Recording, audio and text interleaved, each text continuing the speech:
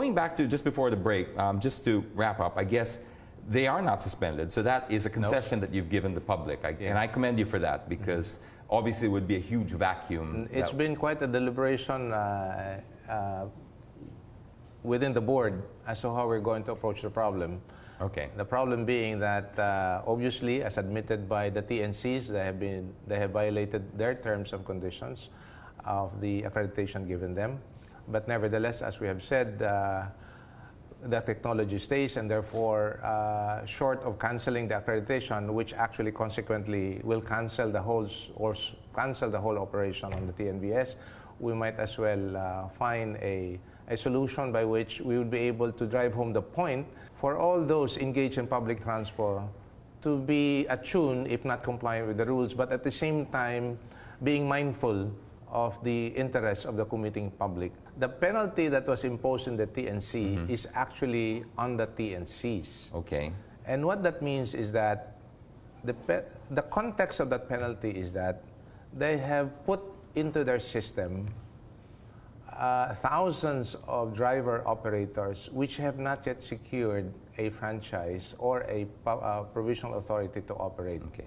And that puts these thousands of operators at risk of getting apprehended as colorum vehicles, and which we already had instances That's like of 120, apprehensions. right? 120,000, I think. No, actually, we were able to see in terms of Uber has. No, I mean fines. It's about Oh, 120. you're talking about the fines? Fines for the TNVS. Oh, if you're talking about sedan, that's 120,000 pesos each.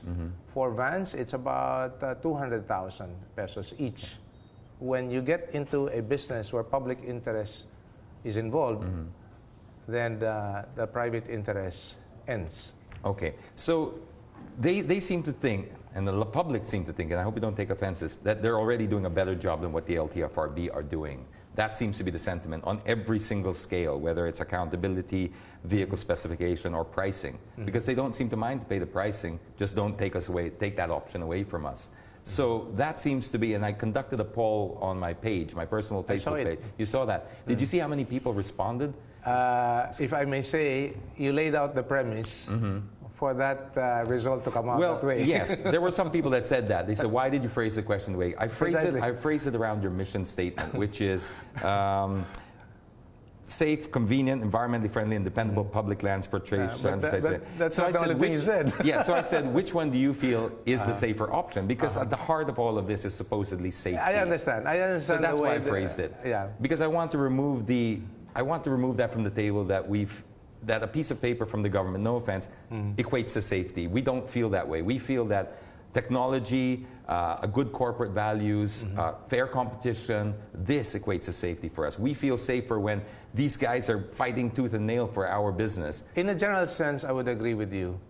But when we hear cases, and I hope you don't get to file a case before LTFRB against Uber or Grab. I hope not. For cases like robbery, sexual harassment, or even rape, or even arrogant drivers. You know what I'm saying? That's the reason why at the core of this regulatory function is precisely for the interest of the riding public. I'm not saying, however, that they are more on the wrong side than the rest of the modes of public transport. I'm just saying that instances like this requires, in fact, makes meaning as to the continued regulation of public transportation system. Okay, I got to get to some readers' questions. Yo. I just want to wrap that last part up so it's all nice and neat. Yes, just to give you the results of the poll, it was 99.7%. I saw that. Out of 60,000 people responding 24 hours that said they feel safer in Uber and Grab. But well, let's go to the readers' questions because we still have a lot. Michael asks, what's the LTFRB's latest position on Wonder, which is a true ride-sharing and non-profit app? Is it? Is that a non-profit app?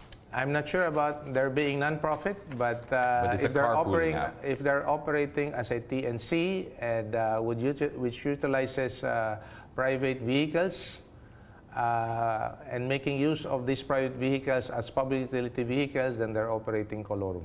Okay. They're operating illegally. And if I may say, We're going to operate against them. If they, let's just say, if they didn't charge for that, Not a problem. so it's the charging part that changes the dynamic. Precisely the second issue Okay. that I have mentioned earlier, the pricing scheme Okay. is an issue. So once you start charging, it becomes an LTFRB thing. Okay. From Rich, when will you review the boundary system of compensation for drivers? That's ongoing right now, not only for TNVS, but also for all the rest of the drivers. I haven't screened these questions, so it's if I'm okay. looking there, I don't know what to, something might pop up. I'm sure they've screened. I'm sure they screened it behind. From Fair, what can you say about the so-called entrapment operations, wherein LTFRB personnel book Grab and Uber rides to check if they have PAs or provisional authorities? That's one way of getting, of apprehending colorum vehicles. Okay. Kerwin asks, would you consider replacing jeepneys with minibuses? More seats means less required number of PUVs. That will depend on the routes. Actually, there are a number of considerations there. You're looking at volume, and therefore, since you're talking about volume, you need to put a PUV, public utility vehicle, that would be commensurate for that particular route, which would consider volume as well as the road configuration. Meaning, obviously, all You things can't have a considered, bus, yeah. if you're going to put minibus or buses on the road, then there would be less jeepney on the road. But you Because can't you'll be fit in able an to take it. Eskinita. But if the road is too narrow, then you only have to keep the PUJ along that route. But So, this is part of the OFG. OFG, yes. That's the one that we're doing now. Actually, everything is in earnest, if I may say. It And looks so for good, us I have moving to say. forward very dramatically since the time that we have launched it until now. Will this TWG, this technical working group that you're setting up for the TNVS and TNCs, will that, is it fair to say that you're going to try to come up with a whole new set of regulations for these people? Not necessarily a whole new set, but it's something about that's a bit more addressing modern? addressing the current realities, such that the end point there would be to amend the existing MC, Okay, but but still consistent with the department order. You having mentioned about the taxi, we're actually pushing the technology to the regular taxi. I've been pushing for that too. Yeah, insofar as putting up a booking apps for taxi. We're pushing that now.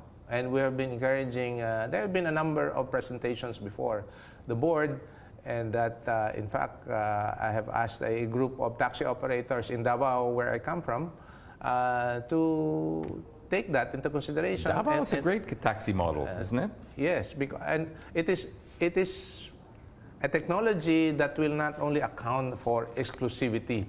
We're looking at generically putting up a what do you call that? A booking apps for all kinds of taxis, for all taxi companies operating in a particular local jurisdiction. Okay. And that is what I want to happen.